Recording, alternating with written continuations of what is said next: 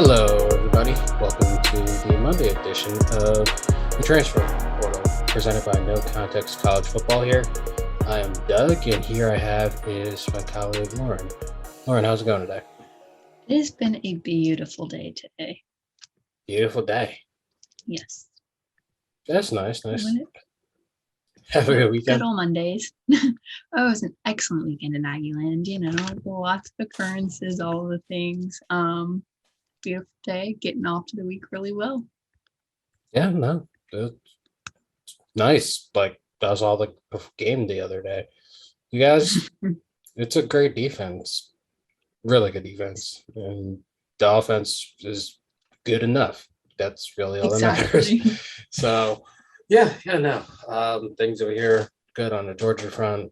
Another easy win, and then the school I actually got my degree from lost, but that's what they do. So there's not much to say there. So, all right, everybody, I'll give you a quick rundown. We have our top 25 reactions from the AP poll, even though the playoff poll is now the more important one. That usually comes out on Tuesdays, and we release this on Tuesdays. So we're going to give a reaction to the AP poll, and then our Wednesday crew can take over the reaction to the playoff poll. Also, there are two totally different sets of voters, and one makes sense and one does not. We'll let you know which ones don't. And then going to talk about the headlines happened this week, and then Lauren's just going to talk about her experiences with SEC Nation coming to Aggieland and the game itself and how A&M's going to do for the rest of the season. All right, so let's get to it. Yeah, no, let's get to it. So we have our top 25 here. Georgia, of course, number one. And then after that, you have Cincinnati, despite them sticking it up against Tulsa, number two. Alabama, besides sticking it up against LSU, number three. Oklahoma, by virtue of not playing and therefore not stinking, number four. Oregon sticking up against UW, number five. Ohio State not stunk it up versus Nebraska, number six. Notre Dame actually had a fairly easy win versus Navy, 7. Sparty lost to Purdue pretty badly. Michigan, I believe, had a comfortable win against Indiana. And then Oklahoma State, comfortable win against West Virginia. And outside looking in is Lauren's Aggies at number 11 by 32 points differential. So, yep. What are your thoughts on at least that top 10 or even the top 25, like just in general? I think my initial kind of first thought this week was I am a fan of Michigan State's team. I want them to do really well, but I was kind of surprised at 8 losing to Purdue. And Purdue is one of those programs that I feel like deserve respect because they are constantly knocking off like top 3 teams. It's not just like ranked teams. You're just like, how do y'all do this? Like, it makes no sense. But like, good for them. And so that only dropping 3 spots kind of shocked me. But also, incredible team. Those games happen. Those shocks happen. That's what makes college football so fun. So not disappointed, of course. Love to see Purdue, randomly beat people. But definitely one of those crazy looking at the rankings. And then my other thought was, I just love to see Wisconsin ranked. I'm a big Grant Mertz fan, which is, I go through waves of admitting that because it is not always the best opinion. Suddenly it's trending that they want the governor of Wisconsin to pull his scholarship. I'm like, that's a bit much. So I just like to see Wisconsin ranked and all of that. Overall, I think this week's rankings look pretty solid across the board. The symbolism in me wants A&M to be 12 as we beat Ole Miss because I think that would be kind of fun and, on brand to be 12. But 11 is beautiful. We love to see it. So climbing some rankings is never bad. Yeah, pretty good rankings overall this week, I think. Excellent job by those voters. Yeah, no, I agree. But before I get into it, do you think Purdue can pull it off this week? I don't know. I think they kind of ran out of their, 2 big wins this season. It's kind of a lot. Usually it's 1 every year, and 3 sounds insane. if they can, like, I'm not going to be shocked. But the idea of them, crazy wins 3 times this season seems a little far-fetched to me. That's true. I agree. That's why I picked Michigan State to win, because I didn't think they'd pull it off twice. Me too. But they did, and that's why I went 3-7 this week and lost the lead and pick them. So, yep, shows you how much I know.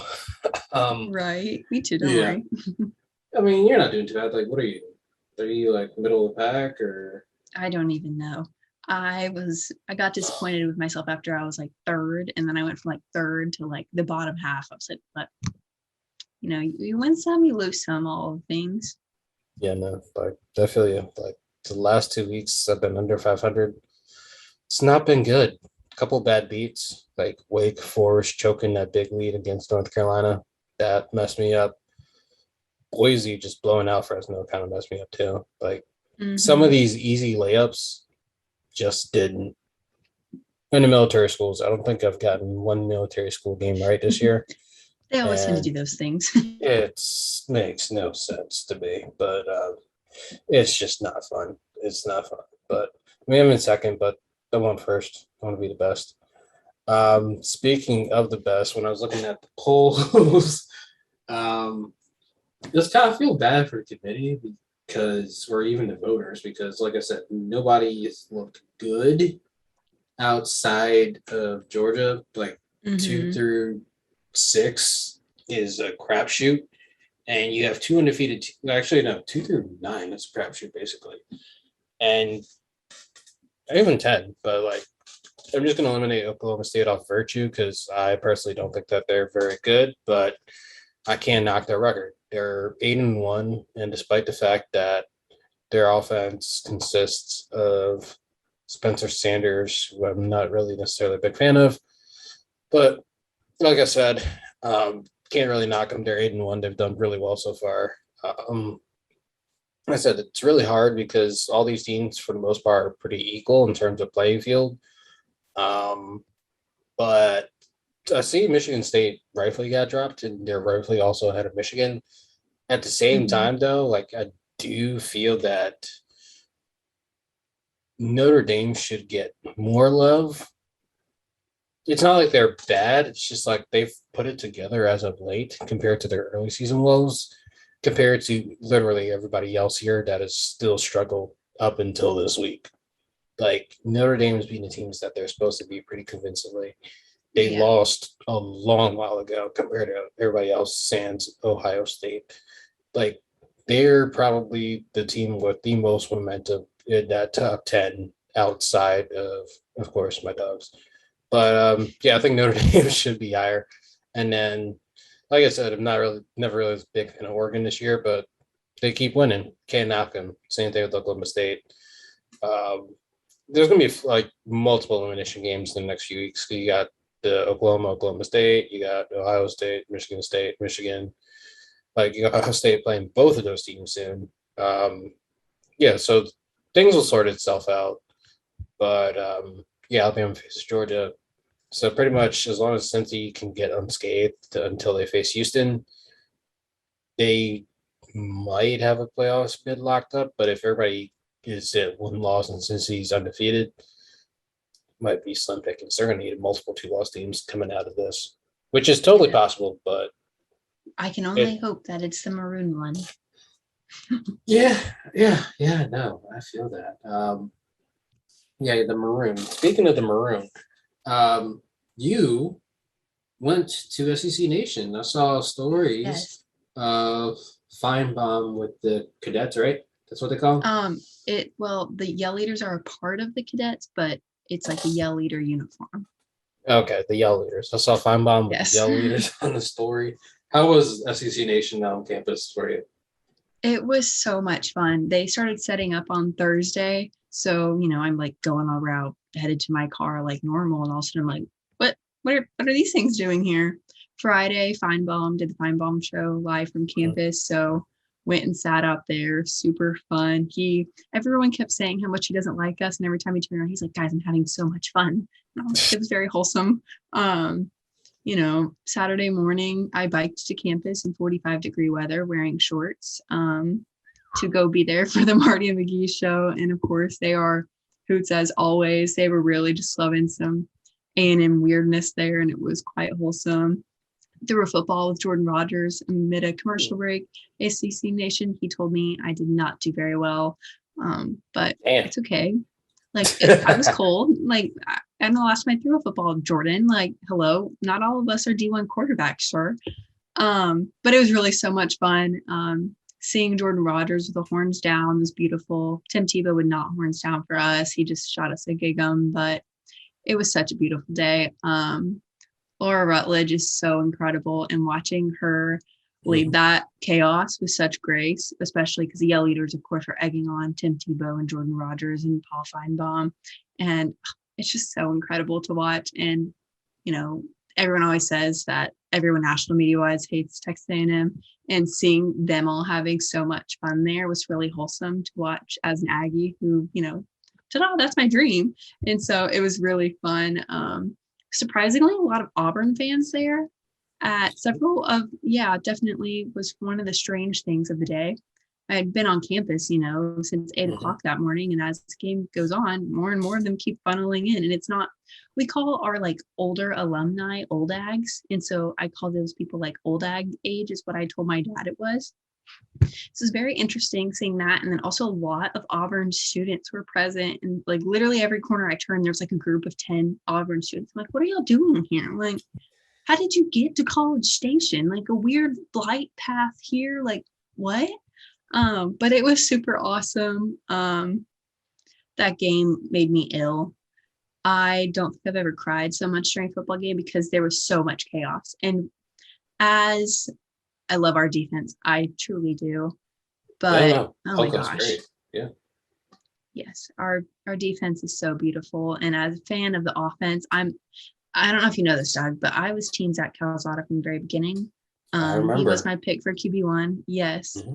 And so just watching him with that injury where you could just tell his shoulder was knocked.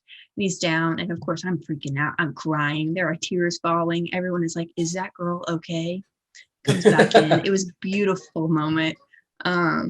Just truly so much fun being a part of everything that is A&M game days. There's just so much. And then looking ahead to Ole Miss this week, it's fun and scary, and hoping Zach's shoulders all healed up, ready to go. I just have to say, this is my main takeaway from this game.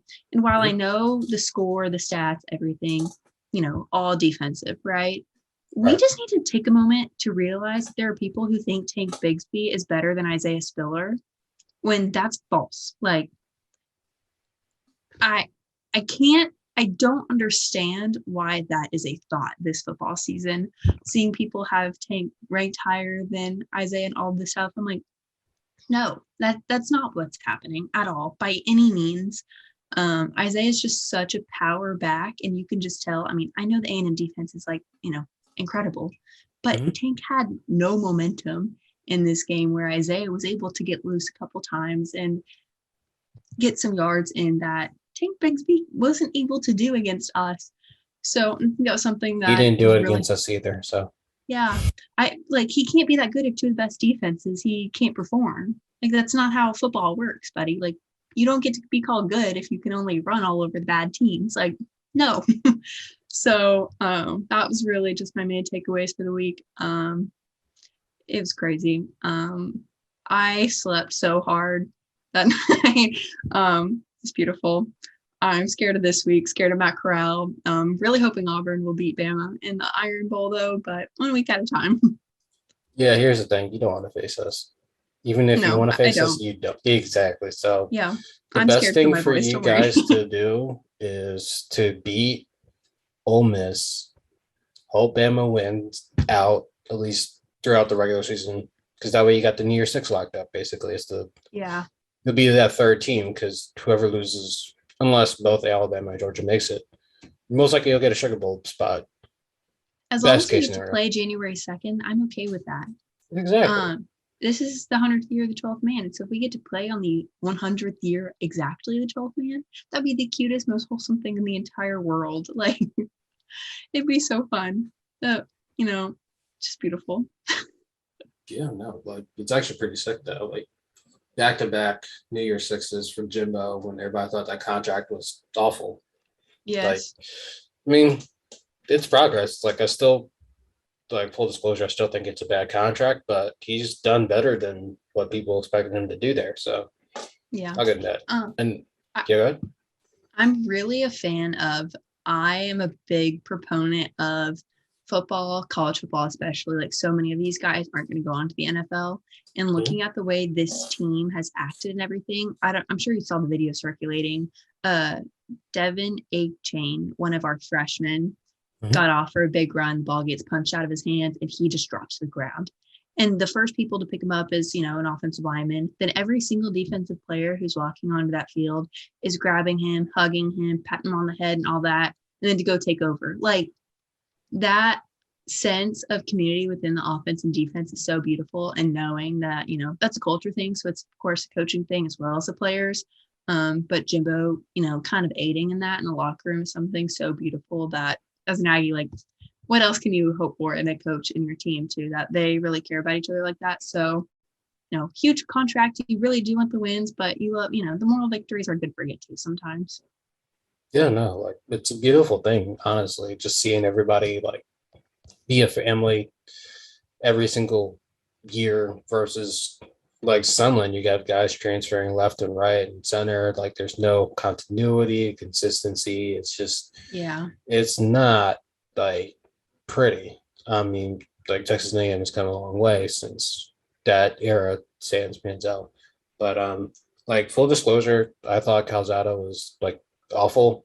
I mean, not this game, but like beforehand. Like I think one of my articles, I think it was the Mississippi State game.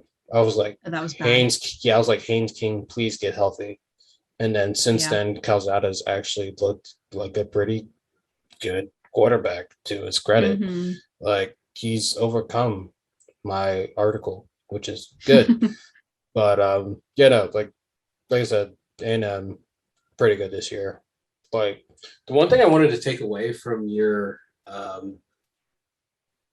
mention of the SEC Nation, like the Big Ten has their own version called the Big Ten Network, like Tailgate, and it is not as good. Like, because if you're Ohio State, you never really deal with it as much because you have game day, obviously, or big noon. Same thing with Michigan, Michigan State, Penn State. So it's pretty much like a second or third tier. And it's like, because it isn't like the SEC network, because the SEC network feels like an extension of ESPN per se, because you still have Rutledge and then Feinbaum's on regular ESPN all the time. And Jordan Rogers is usually in the news for The Bachelor or pissing off his brother or the other.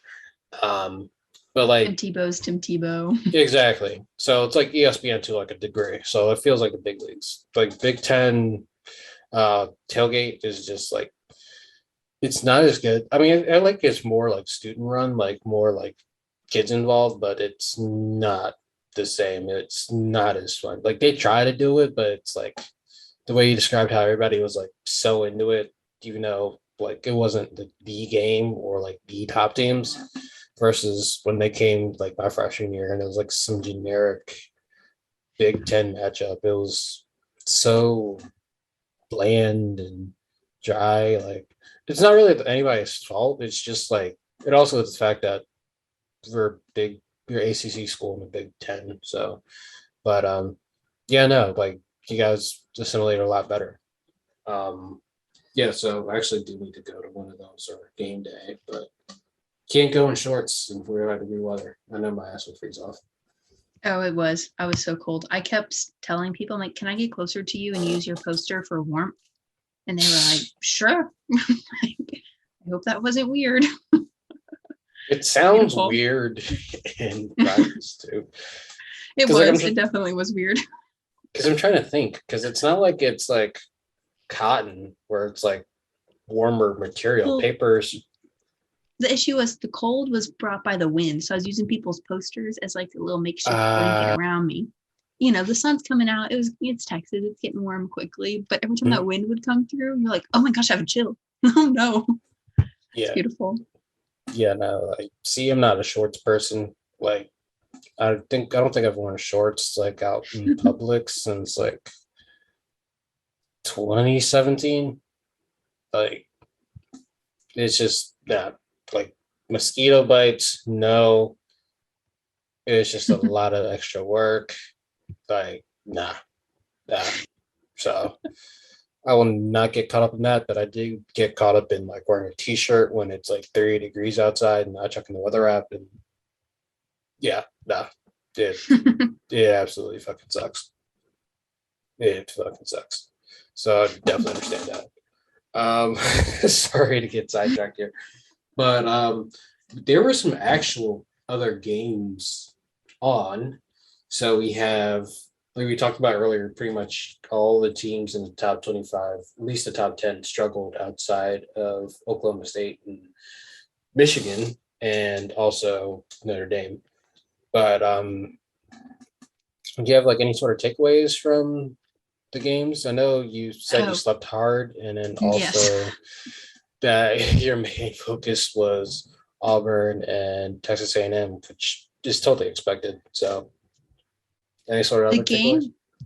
I kind of kept up with Baylor TCU. If you saw, my like player pick of the week was Max Duggan out of TCU, which is funny because he didn't start.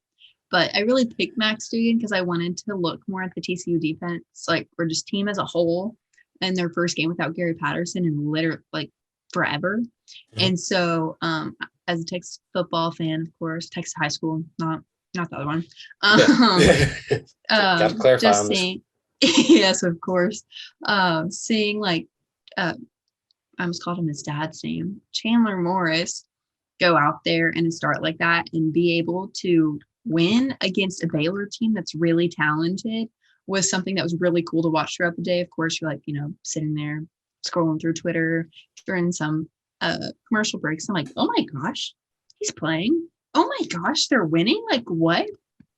It was definitely one of those things that was really like a really cool statement of this TCU team and something that I don't think was necessarily expected by a lot of people because, it's TCU's first game without Gary Patterson. Yes, he was struggling, but that was a man who like really put it all into that program and what it was.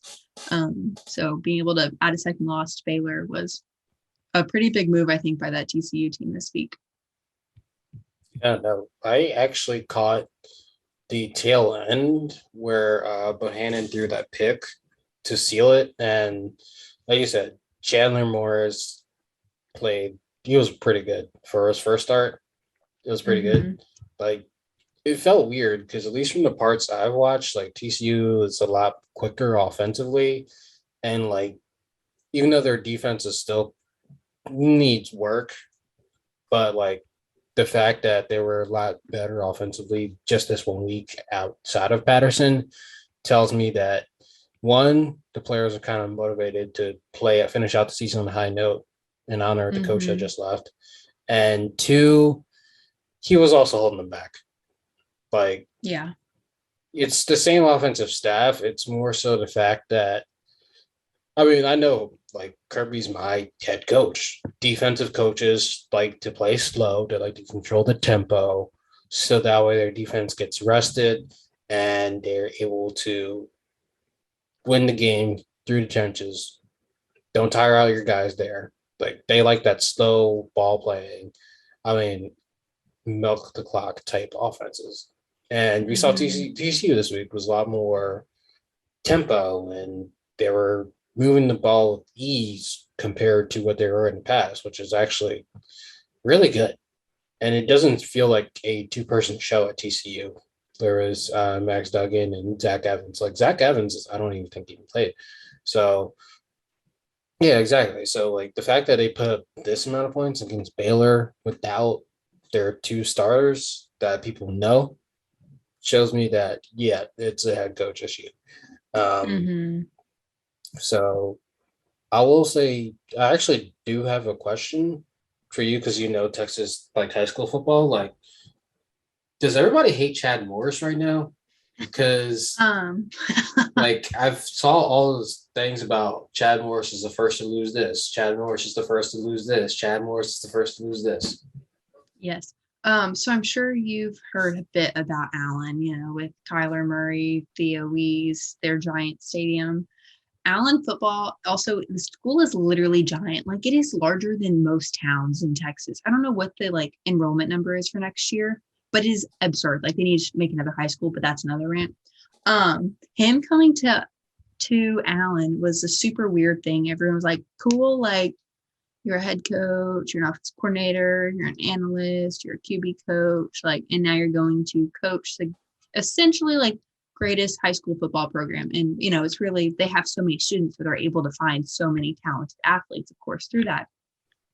And so with they're not good this year, and it's Allen. It's like Allen hadn't lost a game in like 100 games or something. Like, they really just murdered my high school all through my high school career. So like I have, nightmares about Allen football. I need to like line up against them. But just seeing what has happened in Allen since he's became their head coach is something that's really weird. The people, of course, Allen are livid. The people who hate Allen because they murdered them all those years are like, oh, this is fun. Like, we get to win our division, like crazy things like that happening. It's really interesting. It's been a strange dynamic to kind of watch in a bunch of, how do you bash Chad Morris, but also like, how is Chad Morris failing this hard at Allen High School whenever he's had success coaching college programs? So it's something that's a bit strange. It's just a little weird one, if I'm being honest. That's really all how I can describe it of what I've seen through it. Yeah, because it's like because I'm in a group chat with my one friend who has like kids in Texas, so he's like in the loop in terms of some of these things, and he's showing me like Chad Morris does this, Chad Morris does this, and like a few of the games aren't even like close either. They're not like he's like a nail biter, so he's losing by like multiple scores. At least from that's what he's telling me, and I was like, that shouldn't happen to that school. Like I'm all in the East Coast, and I know about the school. Like it shouldn't happen. Like I know about Allen, I know about Mater Day, I know about like St. John's, like IMG, like these big schools because of like how dominant they are slash probable recruiting violations. But like this shouldn't happen to them. And I feel like the only people that aren't surprised that this is happening are people in Fayetteville because they genuinely do hate that man and they do wish the worst for him and anything that happens to him, basically. But yeah, didn't expect to talk about Chad Morris today, but here we are. Yes, quite the crazy one. Yeah. Yeah, so back to the other games, like so Nebraska has a good defense. CJ Stroud against good defenses has looked okay. Travion Henderson, I'm not going to act like I watched most of the game because Georgia was on at the same time, but I heard he was doing well. Just that I was injured. He got injured at one point and then came back, I believe. Yeah, so I'm not going to act like I watched most of that game, but I did see that Stroud was missing some throws. But when he was hitting them to Jackson Smith and Jigba, like it was good. Like he was a great fill-in. I saw that he broke one of their records already, and I have interviewed Jackson Smith and Jigba whenever he was a junior in high school. Shit. And truly, like, it's one of those things that I like forget that one day I literally was like, how do I say your last name? I don't want to mispronounce it. And now everyone's saying his last name. And they're like, oh, you know who he is? Yada, yada, yada. And so, like, as soon as you mentioned Ohio State, I just wanted to make sure that we were sharing how, this kid's literally breaking records and all of this as a sophomore. Like, it's absolutely crazy. So hats off to him. He's doing great. I'm sure he's going to go first round next year at this point. No matter who his quarterback is, he's looked pretty solid and very impressive. I'm not a CJ Stroud fan, but, as long as he's getting the ball to Smith and Jigba, he's looking really good as a receiver himself. So I think that's something that's really interesting about that team is that everyone's like, CJ Stroud is a mess. And then we're all like, wait, Jackson is incredible. And like, he's the one getting the ball to him. So it's a little weird, but hey, everyone's got their favorite receiver, I guess. Yeah, yeah, no, like uh Smith and Jigba is probably gonna cook a lot next year because their top two receivers, Olave and Wilson, are probably gonna be gone. Like as they should be, because you're not gonna turn down NFL money. And they're clearly the Mm-hmm. top two. But and Smith and Jigba should get a lot of targets next year with Stroud, or I don't think Quinn's gonna be. He's gonna be at Ohio State. I just don't think they're gonna rush him next year. But yeah. So and Jack Miller's 100% in the portal after what happened last week. But alas, don't do what Jack Miller did, kids. We're being 100% serious here. But yeah. So Ohio State did okay against Nebraska. I mean, to be fair, Nebraska's played Michigan tough, Michigan State tough. They also lost to Illinois. So, speaking of Illinois, they're a really weird team. Yes, Beat always. Minnesota. They beat Nebraska. Beat Penn State. Looked like garbage against practically everybody else. So, it's one hand, it's an improvement over what they've looked like pretty much this past decade. The other hand, I don't know what to make of them. Nothing makes Yeah. sense of that program. So, I um, think they're them playing Iowa this next week will also be interesting. Iowa's such a I was just so cool as a program. And so I think that'll definitely be interesting this week, them facing Illinois, because who knows, literally who knows what's going to happen. it's a coin flip. Like common sense says Iowa should win fairly easily, but we've seen that Iowa offense. It's so bad. It, Yeah, they it survive off of their defense for sure. exactly. And if that defense isn't generating the necessary turnovers, next thing you know, you get blown up by Purdue. Yeah. Next thing you know, you need a backup quarterback for Penn State to literally be the worst quarterback of all time for you to be Penn State. Like you need all these breaks for you to be a great team, which isn't sad because I picked them to be one of my New Year's Six representatives, and at this point, all of them are coming from the East. Um, but yeah, no, I was really pressing on offense. So that'll be a fun watch for people that are somehow want to watch 12 p.m. Big Ten games that aren't Ohio State or Michigan fans. And I don't even Ohio State has a 3:30 this week, anyways. Um, yeah. So moving on, Michigan State. Their, their passing offense isn't good enough for them to be a true contender. Like Kenneth Walker is amazing, but like the offense was not doing their thing. But at the same time, they shouldn't be giving up 40 to Purdue. So you should not be giving up 40 to Purdue. So that's a failure defensively as well. And Aiden O'Connell, he stinks against anybody that's not a top program. I think the stat was he has more picks than touchdowns against teams not in the top three. And then teams in the top three, I think he's been like flawless. So that sums up Purdue. Yeah. Yeah, yeah. So that sums up Purdue, Michigan State, Cincinnati. The roses off the bloom there. Like you can't need a goal line stand, you can't need a goal line stand, fumble the ball, and then allow Tulsa to fumble when they're about to get in on fourth and goal. Like it's just no. Like at least Ohio State was able to eventually run away with their game against Tulsa. Cincinnati didn't do that. That's just bad. And then compound that with a Navy game. Like they've been struggling the last few weeks compared to, say, Notre Dame, who they beat, but at the same time, Notre Dame's kind of running away with it outside that Virginia Tech last minute game. By the way, sidebar here. Justin Fuente's done. Virginia Tech's that program's it's done. I'm just gotta say they're bad. They're really, really bad. They're just awful at almost everything. I'm sorry. It's just they ran off Hendon Hooker, who's actually balling right now in Tennessee. Like 21 touchdowns, 2 interceptions, baller, Tennessee. You ran him off for Braxton Burmeister, who stunk. And then I don't even know, I forgot who their other quarterback is, but it's not good, Virginia Tech. Like, yeah, you beat North Carolina, but you've seen North Carolina. Very rare team.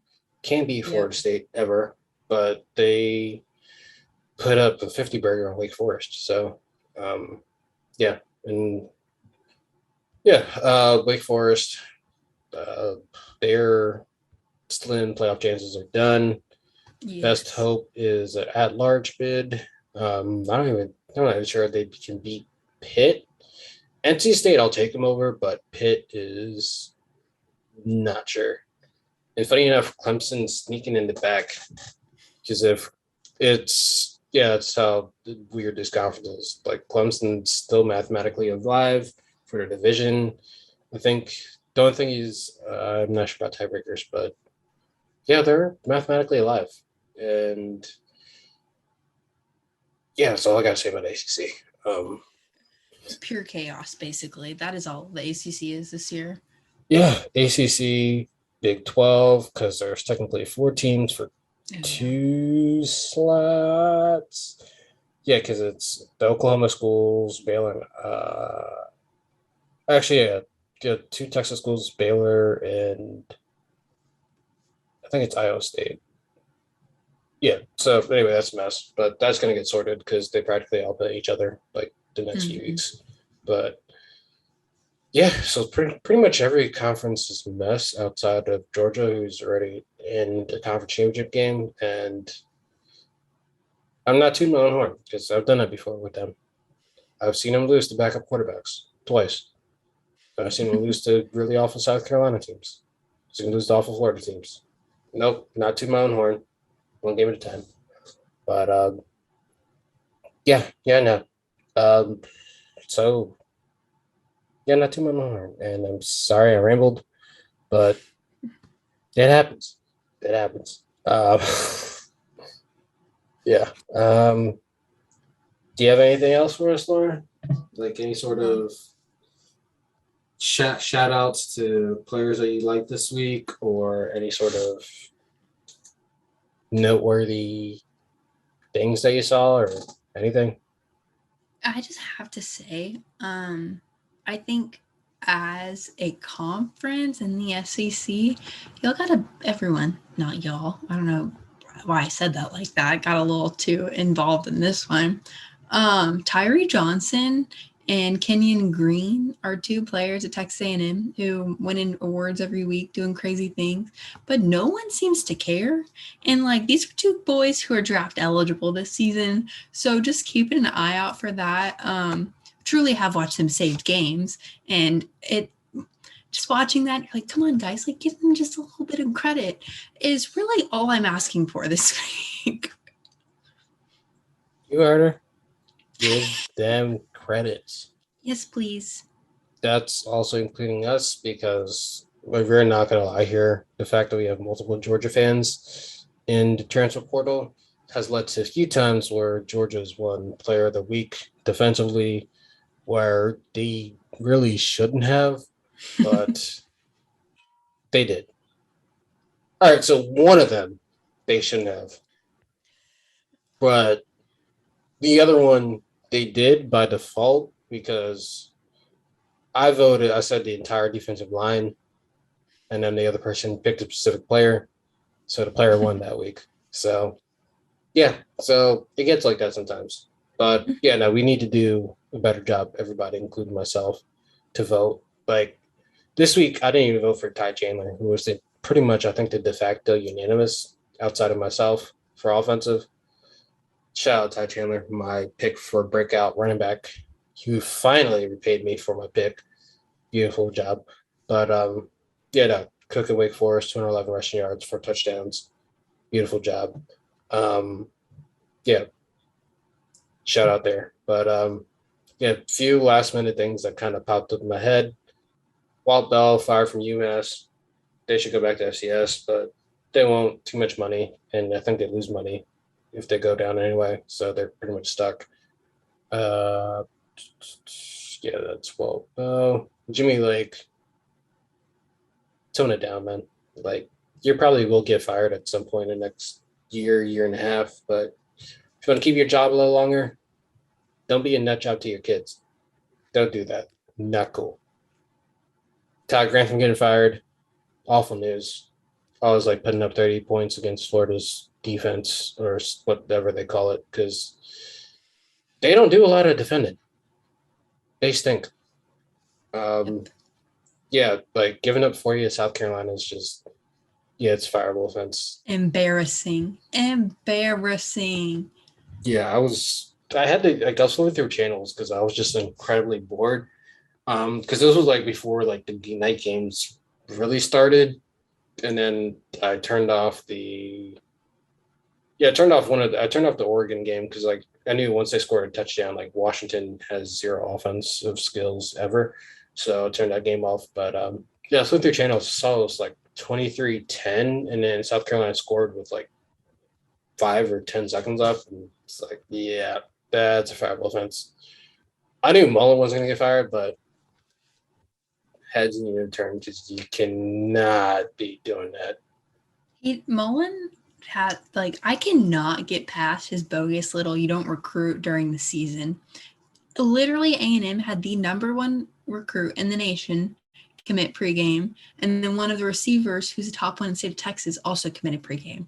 Like, do you think Jimbo Fisher can't win against the entire state of Alabama and recruit at the same time? Like, I think Mullen needs some like I don't know, multitasking skills, because I don't think these would be difficult multitasking skills, but apparently he thinks they are. So, you know what it is with him? He's trying to bring what made him work in Mississippi State to Florida. In Mississippi State, you don't need to recruit as much in season as you do at Florida. Like the Mm-hmm. expectation isn't there. But you're in the big leagues. You got to recruit mid season. Like Yes. even if you say that you don't care about recruiting mid season, and you put in like words matter. Like press conferences, media appearances. Like you hear about it. Kirby recruits. Mike Norvell, who people think is not a good coach, despite the fact that Florida State is somewhat turning around with their ragtag group of so-called players, and Jermaine Anderson, Jermaine Johnson, great player, former Dog, by the way. Um, yeah, Mike Norvell said he's recruiting. Kirby always says he's recruiting. Dabo, I'm not going to get into Dabo. He's a whole different Yeah. can of worms. But Saban recruits. That's his literal second life. I don't think he lives a normal life. Like all these coaches that are winners, they recruit a lot during the During the season. season. Because with the early signing day, most of your class is signed by December.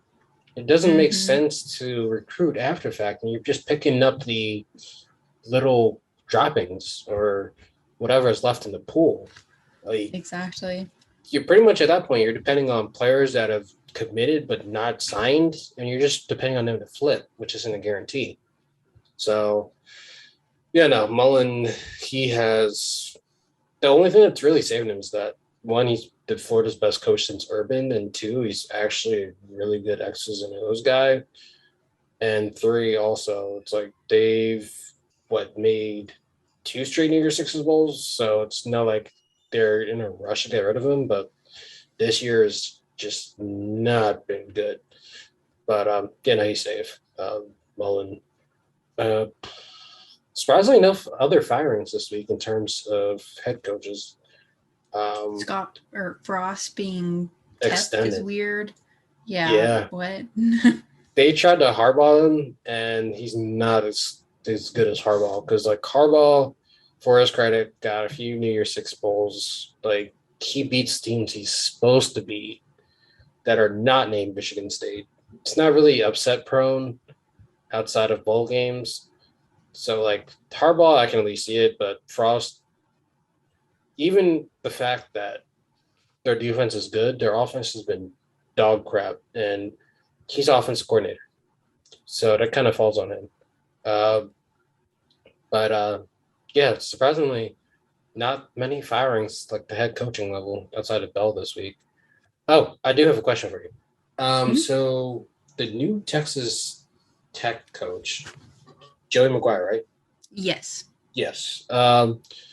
Yeah, so at least from what I've heard, he's like known a lot around Texas in like recruiting circles. Like, do you know that much about Joey or Um, well, I know him really as in my head, he's still a coach at Cedar Hill.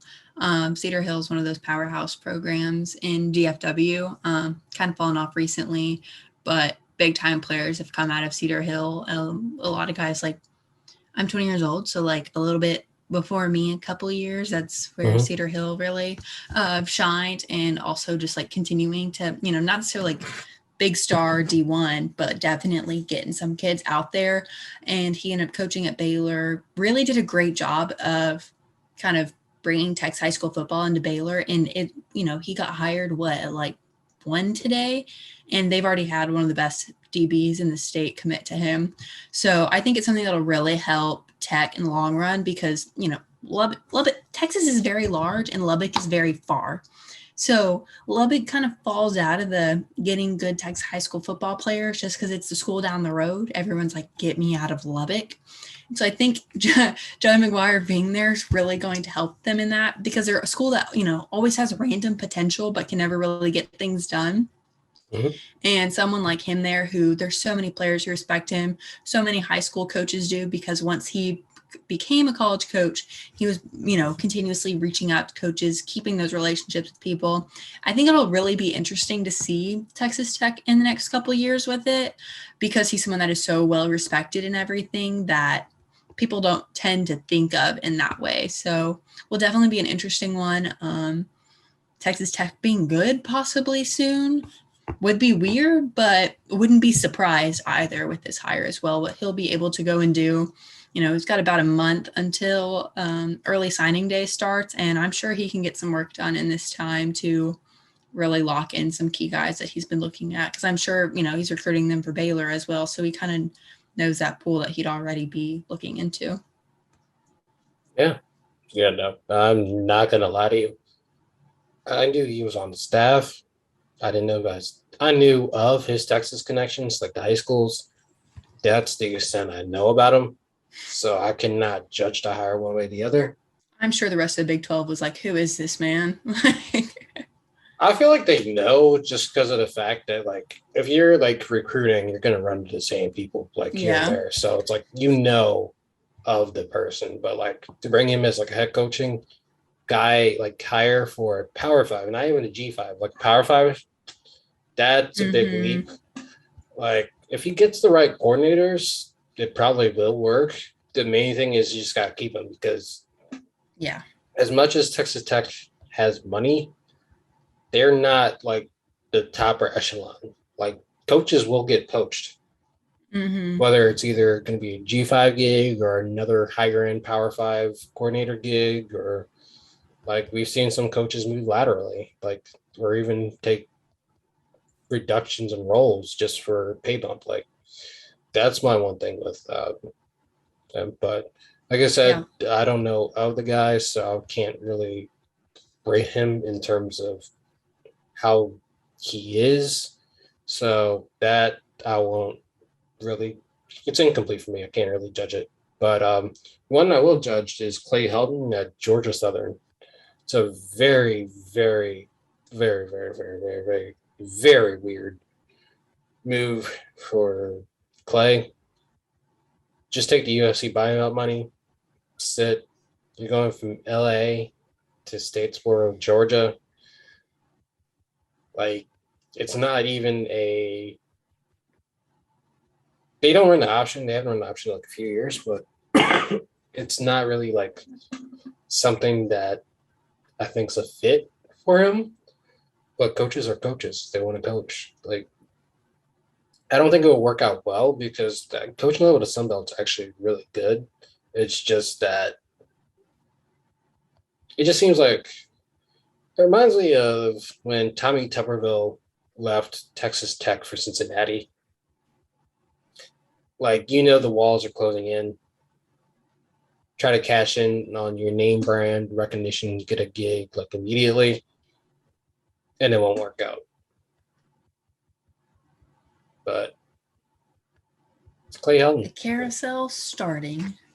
It has. And we got a whole bunch of other jobs that will open up in a few weeks, and we got a whole bunch of other jobs that are be filled before they even open up. Like, we have 2 big ones, LSU, USC, open, potential open ones, Virginia Tech. Actually, no, Virginia Tech's going to be open now, and I'm going to say potential because Fuente's out of there.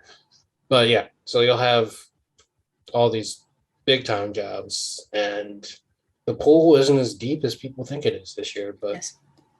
Yeah. I just have something to say about the pool at LSU.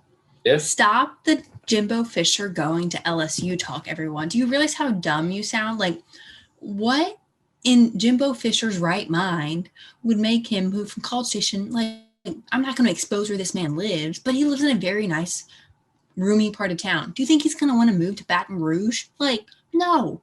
He's lived in Baton Rouge before.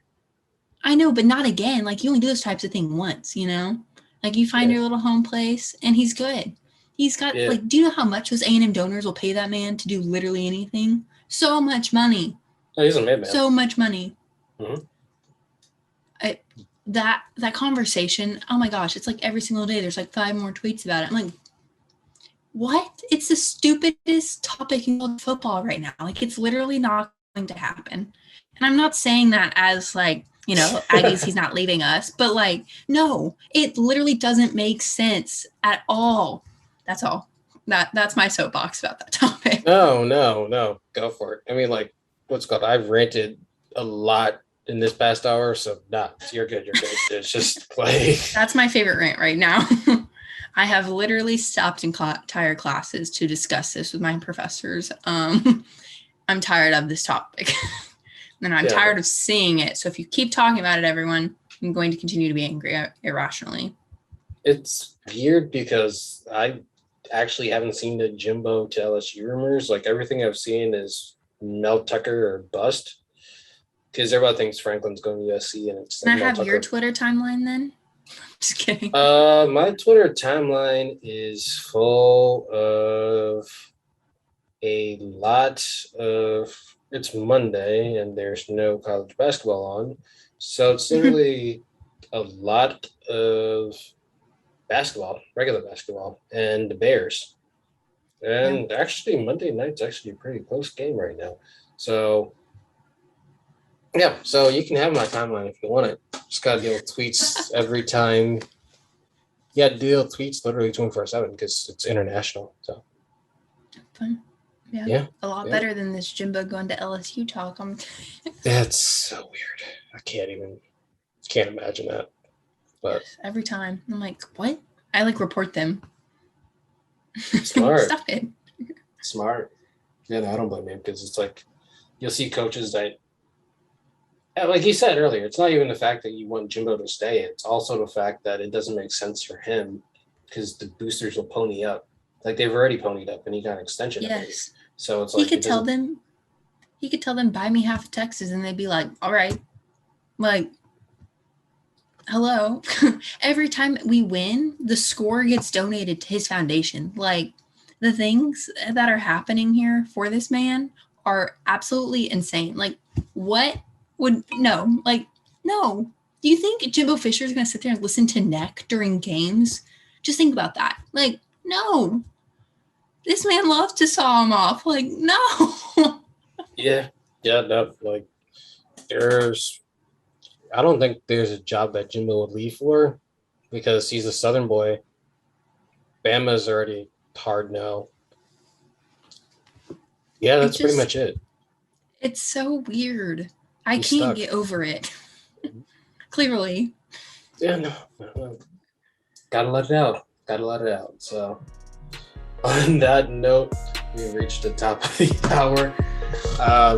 So we will be back on Wednesday with a special guest on our preview